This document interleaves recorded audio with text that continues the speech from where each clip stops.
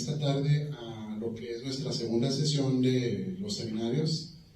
El día de hoy tenemos al doctor Eder Germán Lizárraga Medina, que nos va a platicar sobre las aplicaciones ópticas y electrónicas de nanocapas. Voy a leer rápidamente lo que es la semblanza del doctor Eder.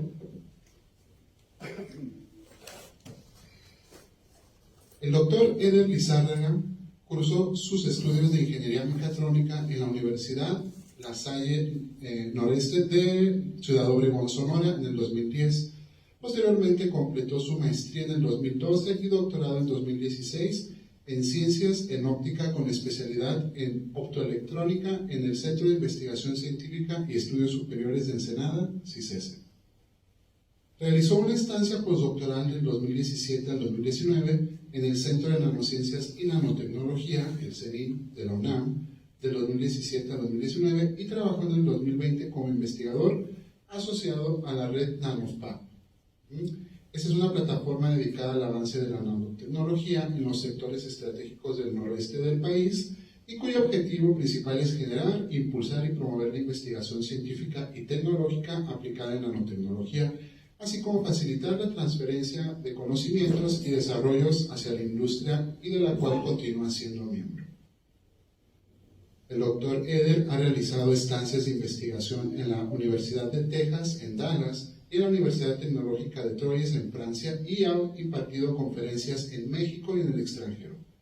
Actualmente es profesor investigador de la UABC, aquí en FCT, y es miembro del Sistema Nacional de Investigadores.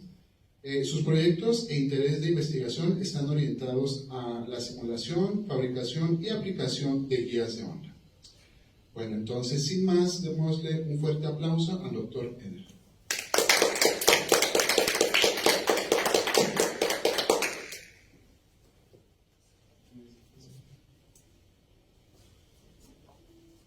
Muchas gracias por estar aquí.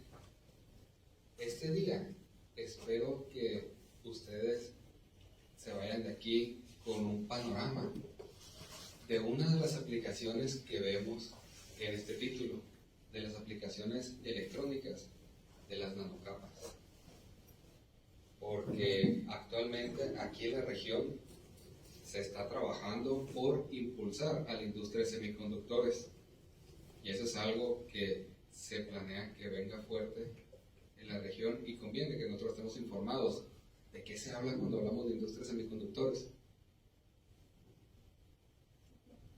Primero hablamos de qué es una capa, o también llamada película delgada. Aplicaciones ópticas y electrónicas de nanocapas. ¿Pero qué es una capa? También llamada película delgada. La podrán encontrar de las dos maneras.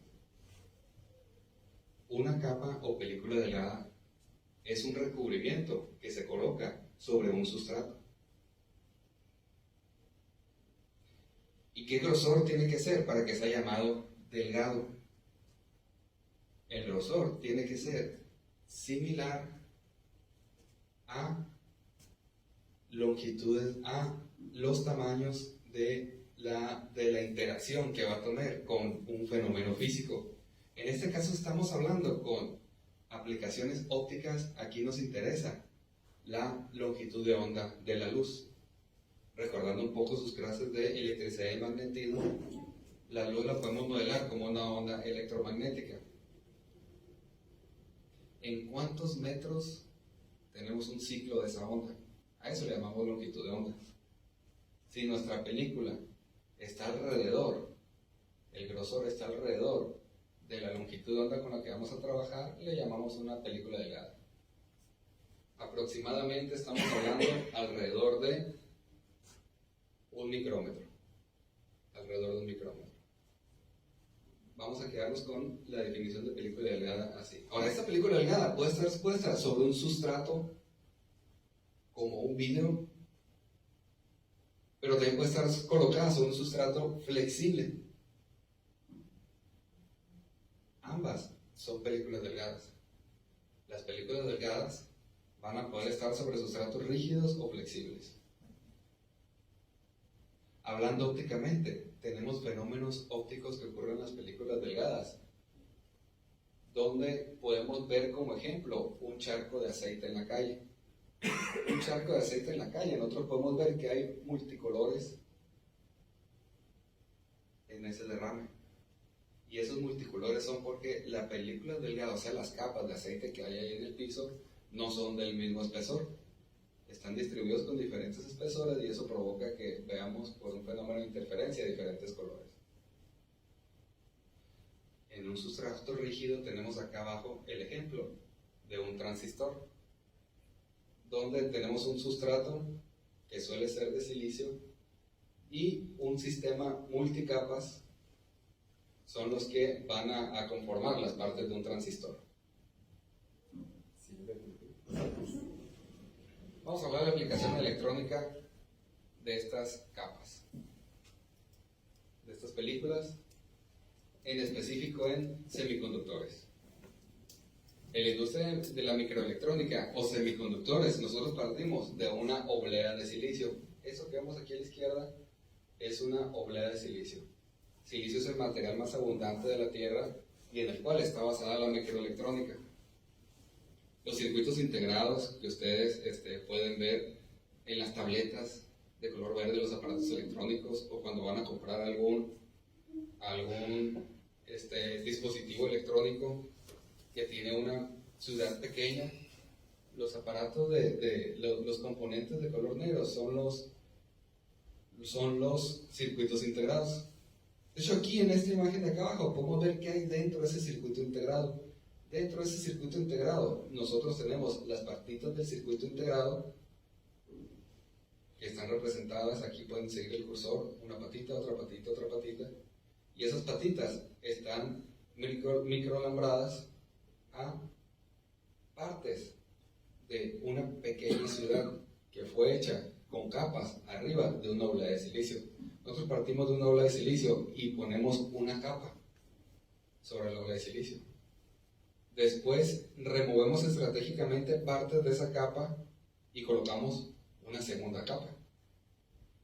Removemos estratégicamente y otra capa más, y otra capa más. Vamos a regresarnos a la diapositiva anterior. Y con eso logramos fabricar un solo componente. A la siguiente. En este circuito integrado tú puedes ver que hay millones de componentes. Con estos sistemas de multicapa es como logramos nosotros tener una oblea de silicio con muchos componentes, los cuales después son removidos individualmente y colocamos para tener nuestro circuito integrado. Esta es una aplicación de las películas delgadas o de las capas. Se forman chips, componentes individuales también, en base a este sistema de colocar capas y remover estratégicamente material.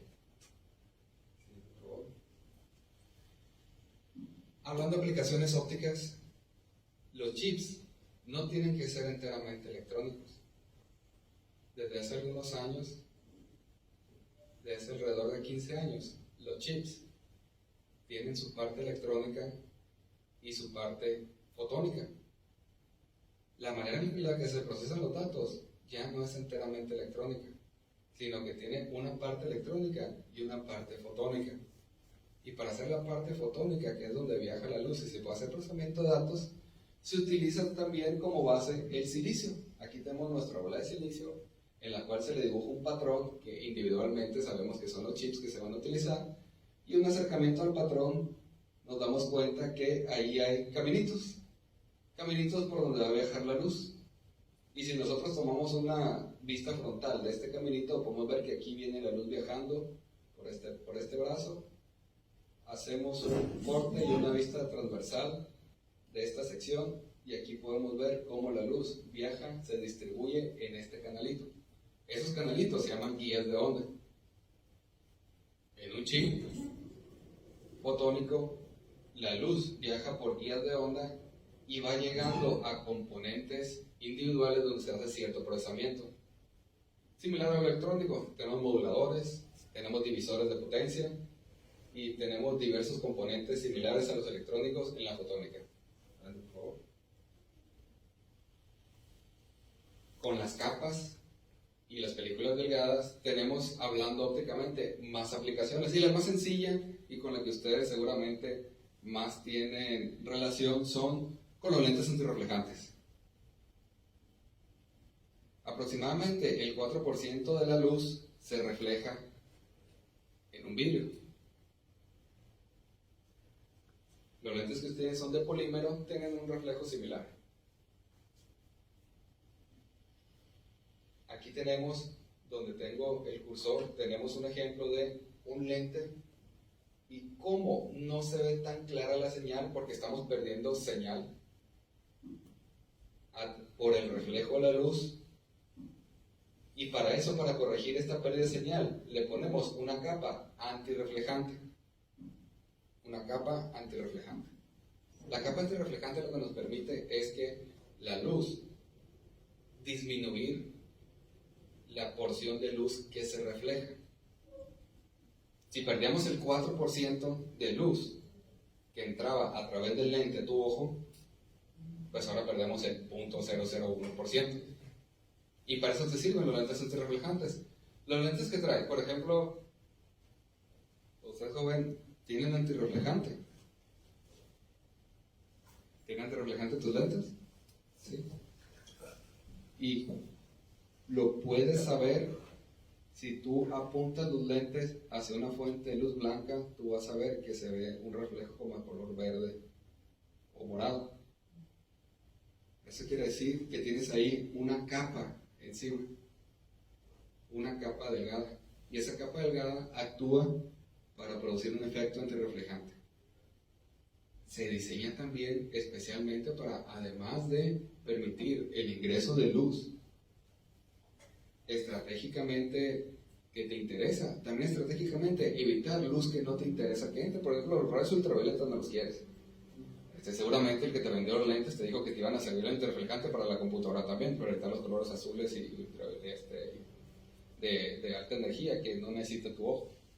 Entonces, estos lentes antirreflejantes también funcionan como un filtro para evitar esa porción del espectro electromagnético que no quieres que pase. Es una aplicación de las películas delgadas, los filtros antirreflejantes, que lo utilizamos en los lentes comunes. Pero vamos más allá. En un microscopio, donde tenemos no solamente un lente, sino muchos lentes en un sistema óptico, pues se vuelve de más relevancia no perder información. Ese 4% que perdemos en el primer lente, luego 4% de eso, 4% de eso, 4% de eso, pues la señal que terminamos viendo no es la óptima.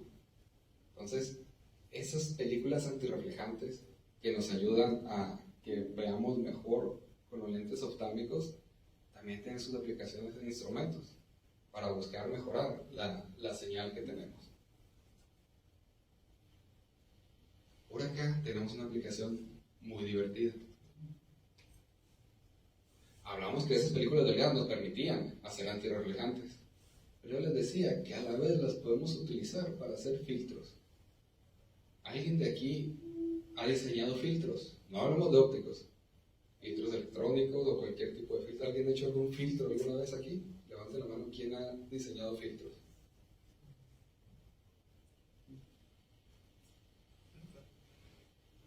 ¿Alguien está familiarizado con señales de corriente variable, de corriente alterna?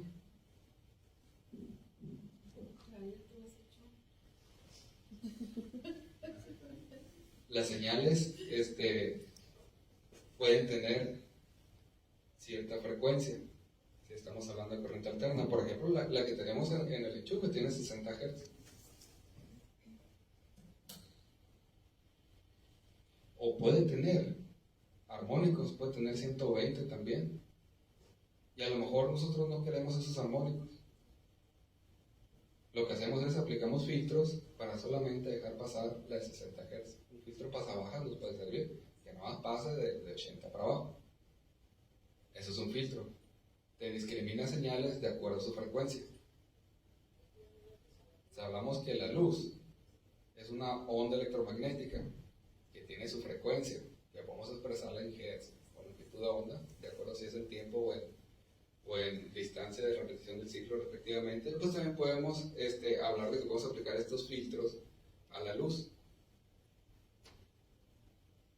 Por ejemplo, aquí tenemos un filtro comercial de la compañía Nikon para aplicarse en fotografía. Y aquí tenemos un filtro que realizamos con unos colaboradores hecho por nosotros. Cada uno de ellos deja pasar cierta porción diferente de la luz y podemos ver un resultado estéticamente, en este caso de la aplicación, diferente a elegir. En su celular ustedes pueden aplicar filtros. Estos filtros son aplicados digitalmente. Si ustedes van a tomarse una selfie y no quieren que se vean imperfecciones, van a aplicar un filtro que elimine las altas frecuencias con los detalles de su cara. Y eso ya está programado. No tenemos que decir que un filtro pasa baja. Solamente elegimos el filtro adecuado donde se nos vea la piel sin imperfecciones. Aplicamos un filtro digital. Es un procesamiento que hace nuestro celular o la aplicación.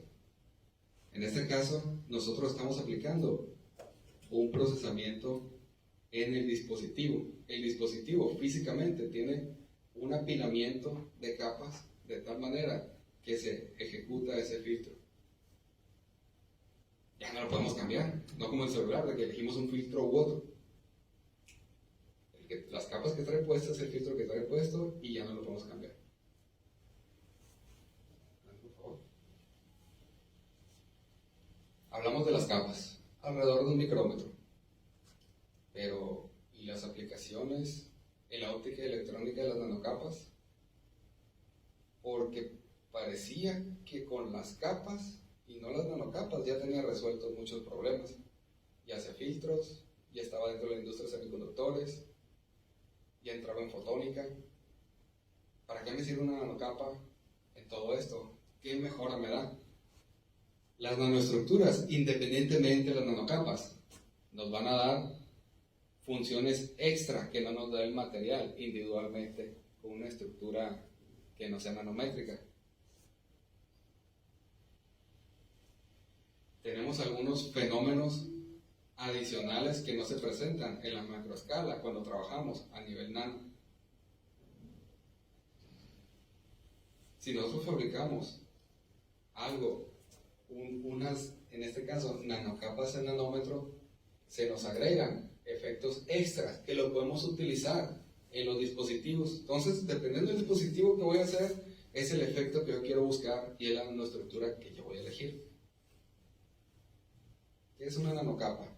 Una nanocapa es una capa cuyo espesor va a estar entre 1 y 20 nanómetros.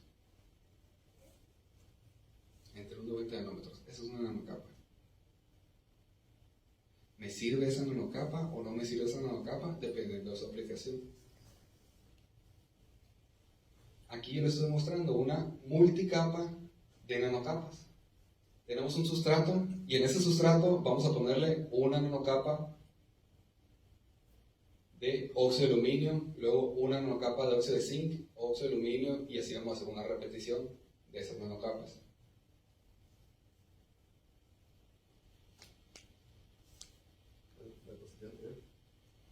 En la diapositiva anterior yo les mostré un filtro hecho con una multicapa.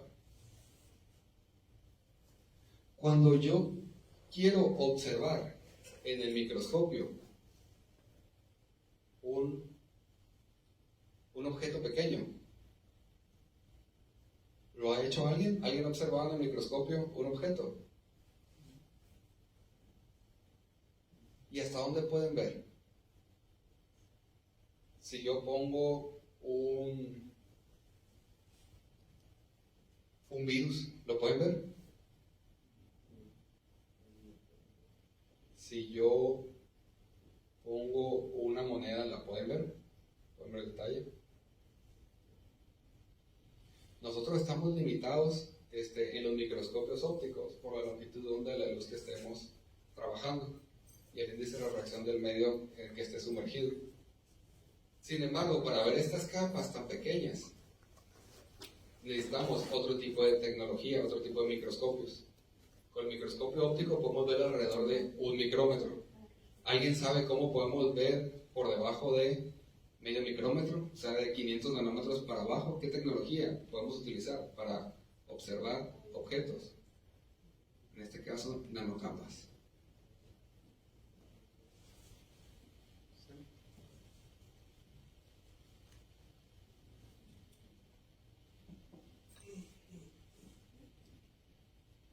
Estas nanoestructuras se observan con microscopía electrónica.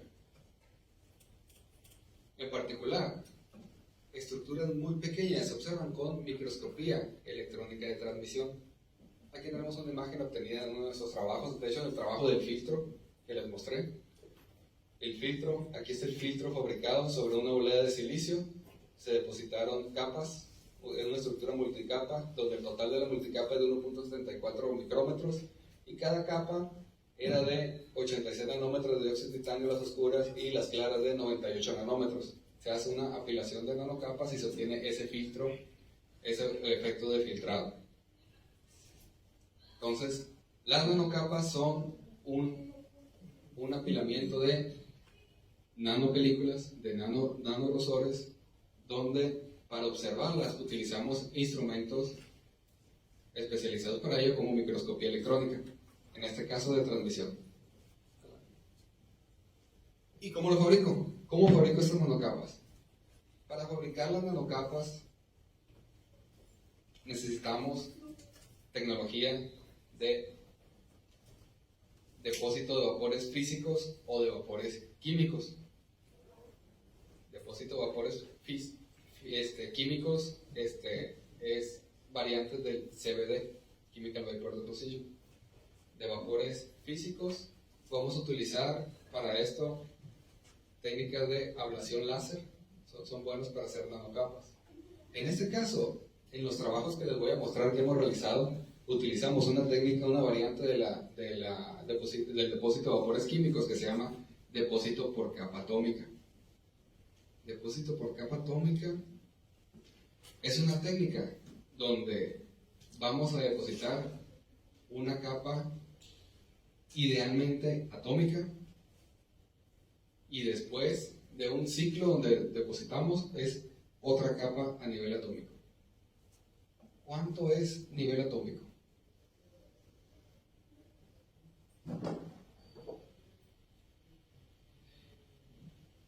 Va a ser alrededor de un angstrom, 1.2, 2 angstroms.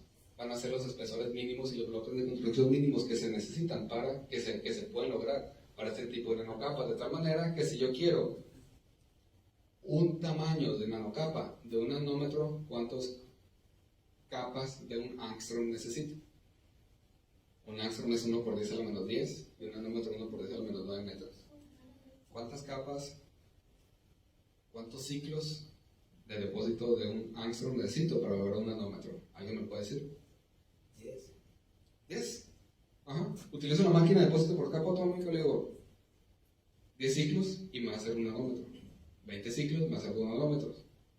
Cuando logro los 2 nanómetros le digo, detente, ya no quiero ese material, ya no quiero óxido de aluminio. Ahora, a lo mismo con óxido de zinc. Y así puedo lograr las nanocapas. El proceso de fabricación es algo que tiene que ser trabajado para lograr el control de tener esa capa atómica por ciclo. Se trabaja. Y se trabaja jugando con los parámetros de la máquina de depósito por capa atómica. Esa es la máquina que usamos para hacer el depósito por capa atómica. Las variables aquí son el vacío que tenemos en la máquina, los reactivos que ingresamos para que se mezclen los químicos y se logre el compuesto, en este caso, por ejemplo, óxido de aluminio, y los tiempos de mezcla. adelante, por favor. Aquí les muestro el resultado de haber fabricado un dispositivo llamado guía de onda. Una guía de onda, como les platicaba al principio de la diapositiva, es un componente fotónico por donde la luz viaja dentro de un chip. Para fabricarlo necesitamos un sustrato, necesitamos un núcleo que es por donde va a viajar la mayoría de la luz y una cubierta. Nosotros estamos aplicando el nanolaminado a el núcleo, de tal manera que la luz viaja por el núcleo con bajas pérdidas, pero yo obtengo una funcionalidad extra por ser un nanolaminado. Si ese nanolaminado yo le aplico electricidad o una potencia alta de luz, el viaje de la luz va a ser diferente y yo puedo aprovechar ese comportamiento especial para fabricar otro tipo de componentes. Aquí tenemos un ejemplo de un nanolaminado de óxido de aluminio con óxido de itria, donde las capas eran 1.2 nanómetros de itria y 2.4 nanómetros de óxido de aluminio, y repetimos la multicapa hasta lograr 469.98 nanómetros según las muestras de microscopía electrónica de barrido. Y a la salida de la guía de onda podemos ver que podíamos acoplar luz roja a través de él. Además, esta mezcla de estos nanolaminados me permite a mí tener una flexibilidad en controlar algunos parámetros de la guía de onda para hacer ingeniería acerca de las propiedades de los materiales. Podíamos controlar la velocidad de la luz dentro de la guía y podíamos modularla cambiando el contenido o el tamaño de la nanocapa de itria. Entonces, el tener un nanolaminado te da flexibilidad en el diseño, ya sea para aplicaciones no lineales, pero también para aplicaciones lineales.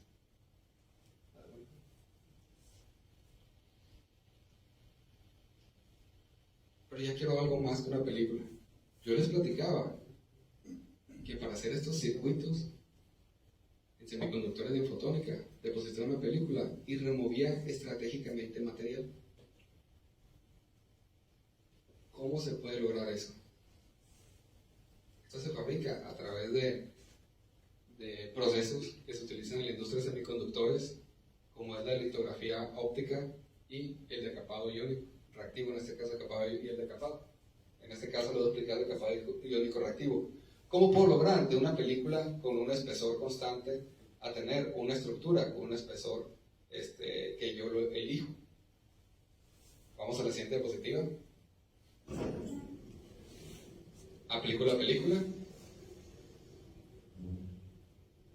genero una mascarilla con procesos de litografía óptica o litografía electrónica y aplico un decapado iónico reactivo, donde iones de plasma son arrojados a mi estructura y lo que no proteja la mascarilla va a ser removido.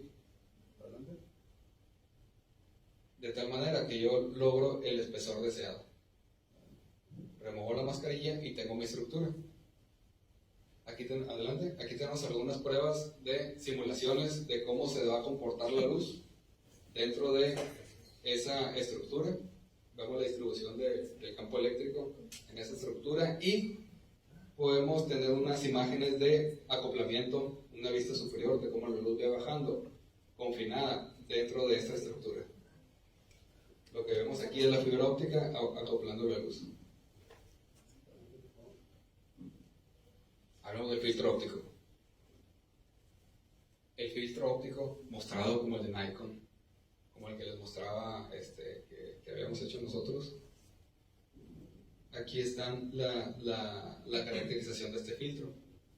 Este filtro es muy curioso porque ustedes arrojan luz blanca a él y se refleja luz roja y transmite luz azul.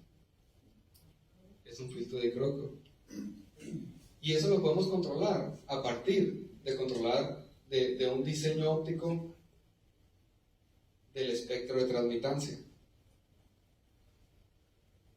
¿De qué espesor eran las capas que componen ese filtro? Cambiando esos espesores nosotros podemos obtener diferentes resultados.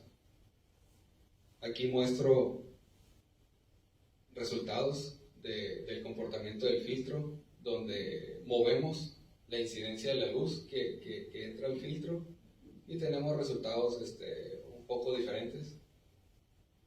Tenemos una comparativa del filtro simulado y del filtro obtenido. El filtro simulado, el filtro obtenido, y tenemos una comparativa de el filtro de nuestro trabajo y filtros comerciales. Aquí podemos ver una foto tomada con ese filtro y una comparativa del filtro de Nikon y del filtro que fabricamos. Vamos sobre una aplicación electrónica de las nanocapas.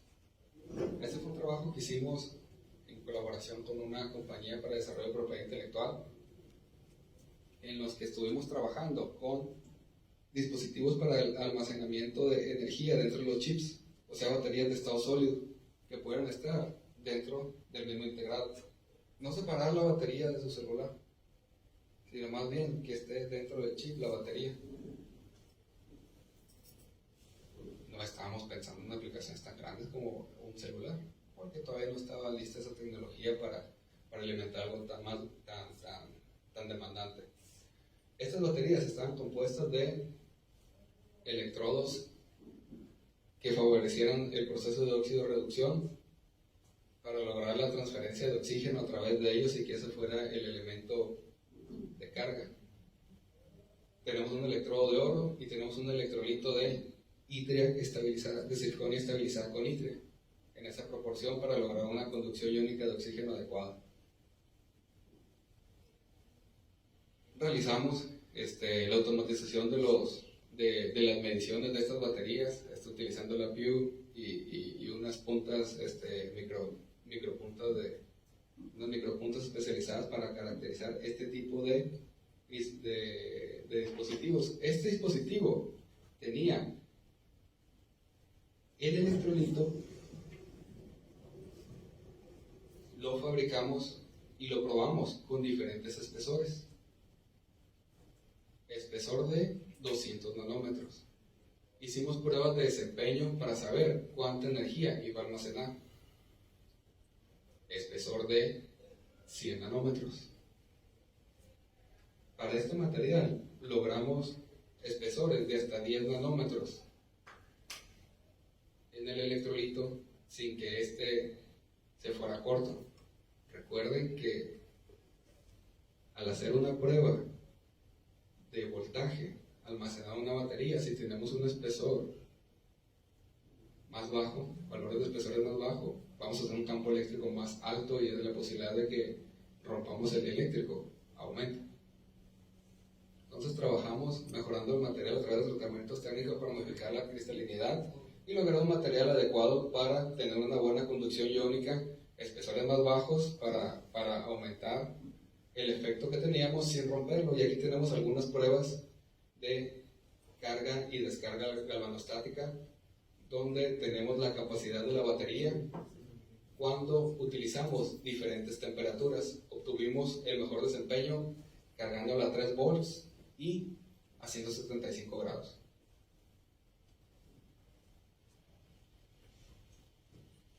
Hasta aquí les muestro algunas aplicaciones ópticas y electrónicas de las nanocapas.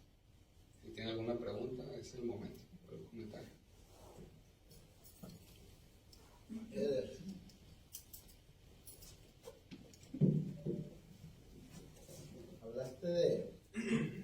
Hablaste de filtros con las nanocapas y de filtros, las películas ahí delgadas en óptica.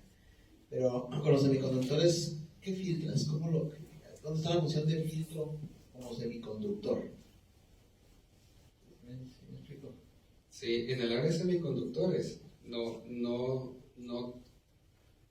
enfocamos más en la parte de electrónica. Los filtros solamente ahorita los estamos abordando para la parte óptica.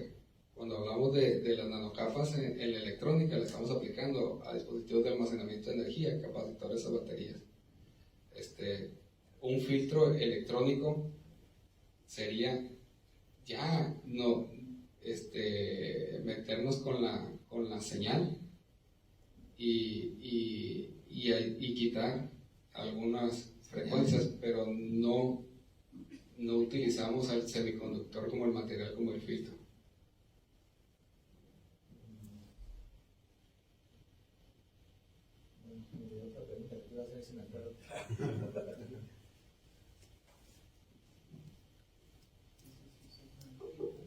¿Qué tal, Eder? Me parece muy interesante este último trabajo que mencionas, de las baterías y del estado sólido.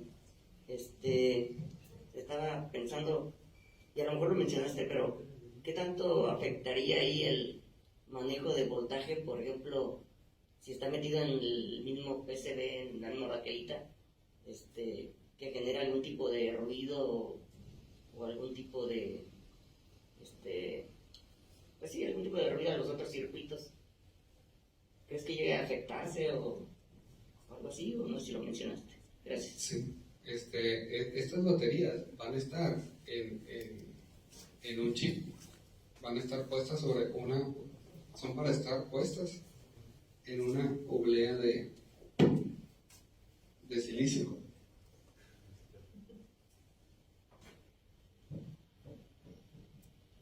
En una oblea de silicio, y esa oblea de silicio encapsulada en un circuito integrado. Si se llega a meter algún voltaje no deseado, sí son muy delicadas, sí necesito tener extra protección, porque cualquier voltaje, subida de voltaje, sí les hace bastante daño. De hecho, en el estado actual, con los voltajes que presentan su rendimiento óptimo, aún así, no aguantan muchos ciclos de descarga y descarga.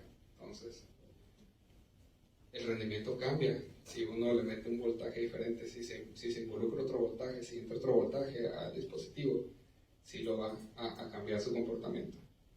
Por ejemplo, ahí tú puedes ver que la línea punteada funciona mucho mejor que las otras líneas de colores.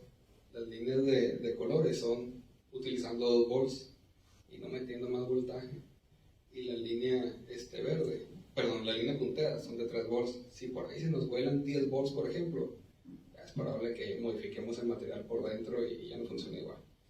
De hecho, después de muchos ciclos, aún ese mismo voltaje, decenas de ciclos, no tantos, decenas de ciclos, ya vemos comportamiento diferente en la carga y descarga. Entonces, definitivamente si afecta, si a este dispositivo le entran diferentes voltajes, así se contamina. Sí, se me hace muy interesante porque a lo mejor en un futuro va para allá, ¿no?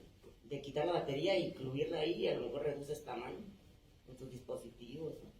Sí, con esta tecnología, esta manera de hacerlo, utilizando oxígeno como ion y el ISZ, no estamos todavía cercanos a eso, porque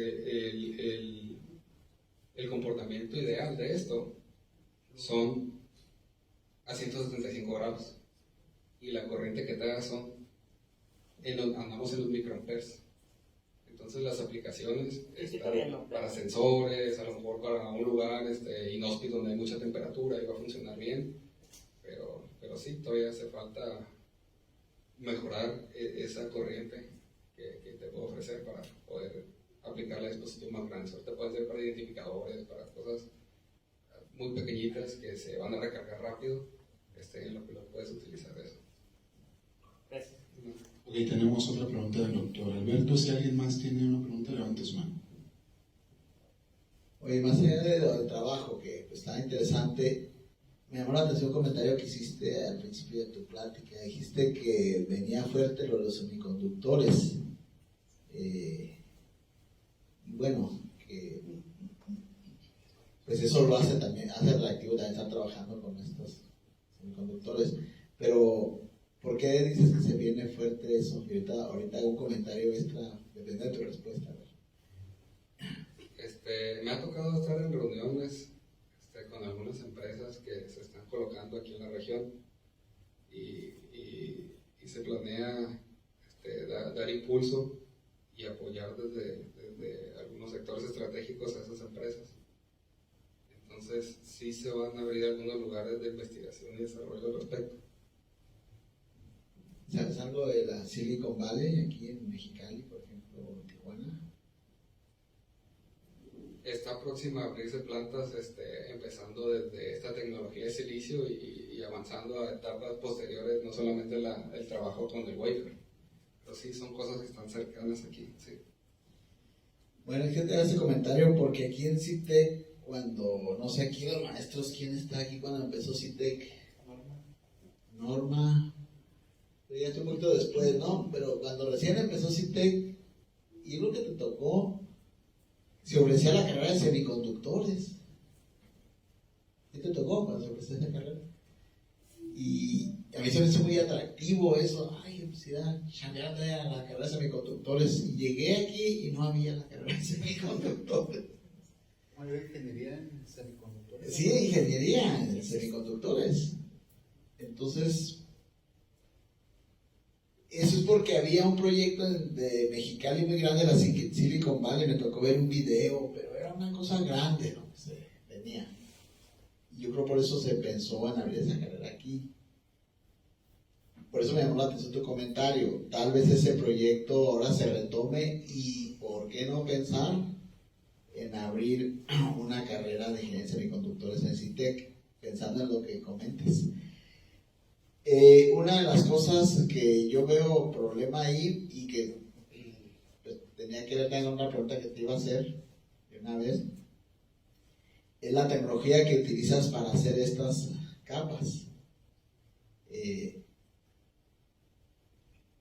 Lo ideal sería tener el equipo de ese aquí en CITEC. Como, ¿cuánto dinero tú crees que ocupes para armar un laboratorio de hacer estas capas aquí en CITEC?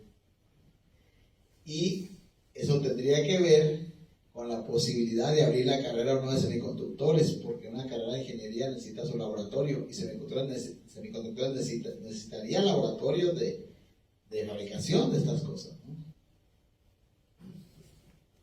Una máquina para poner las nanocapas cuesta alrededor de, la que mostré, de depósito por capa atómica, cuesta alrededor de 5 millones de pesos. Además de eso, hay que tener infraestructura para caracterizar. Se puede iniciar con colaboraciones, pero si queremos tener todo aquí puesto para hacer después dispositivos, no chips, que eso implica millones de dispositivos, que creo que va a ser complicado en una escuela hacerlo.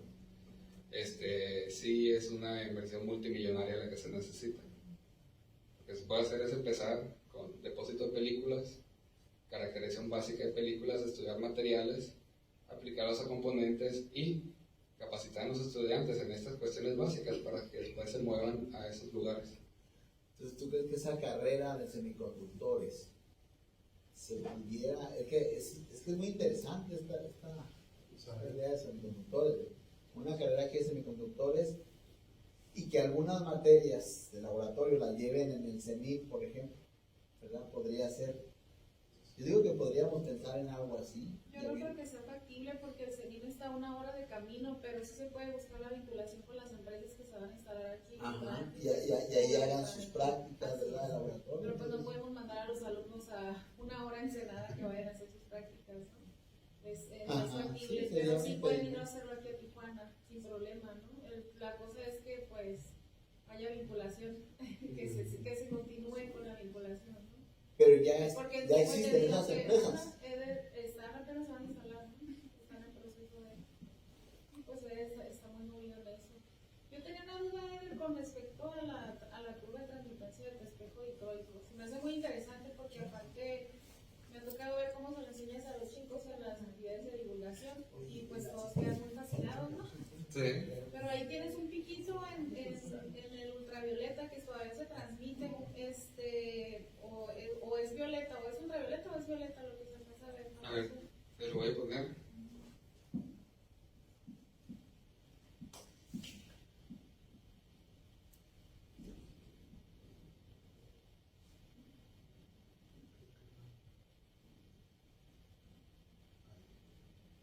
Ay, ajá. No alcanzo a ver si es violeta o ultravioleta. Está en el F5 se pone también. Para hacerlo más grande, ¿no? Sí, para.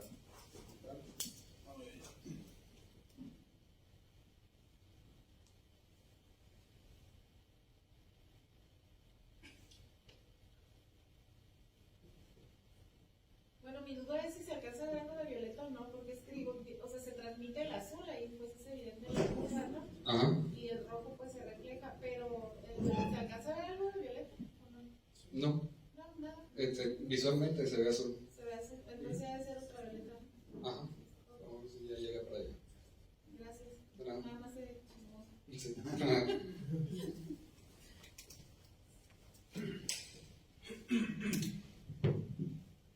No sé si tengamos alguna otra pregunta, comentario o algún aporte. Bueno, pues doctor, a mí me pareció muy interesante tu plática y pues también lo que comentabas, ¿no? De que se viene fuerte en esta zona, así que pues yo creo que es importante que los muchachos lo consideren. Bueno, pues si no hay más preguntas, comentarios, procedo a hacer entrega de la constancia, la cual procedo a leer y dice: Universidad Autónoma de Baja California, Facultad de Ciencias de la Ingeniería y Tecnología, Unidad Valle de las Palmas, otorga la presente constancia al doctor Eder Germán Lizárraga Medina por su participación como ponente en el Seminario Nacional de Investigación con el tema Aplicaciones ópticas y electrónicas de nanocapas, presentada ante la comunidad universitaria de esta facultad. Tijuana, Baja California, México, 7 de septiembre de 2023, por la realización plena del SER, firma nuestro director, el doctor David Abdel Mejía Medina. Un fuerte aplauso, por favor.